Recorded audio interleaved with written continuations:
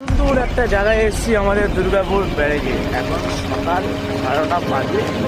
ওয়েদারটা দেখো, শুধু ভিউজটা দেখো, ভিউজটা ও বর্ষা একদম অমায়িক লাগছে, অমায়িক। ওয়াও,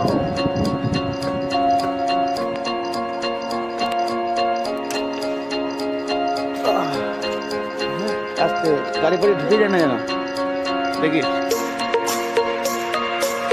সকালবেলা ওয়েদারটা একদম ওয়াও, কোনো কথা হবে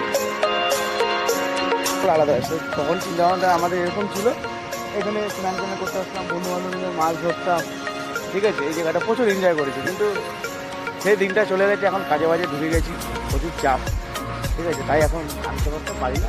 সবাই এখন যার যার মতন, এখন যারা বন্ধুরা আছে তার মতন এখন তো সবাই সবার কাজে লাগে,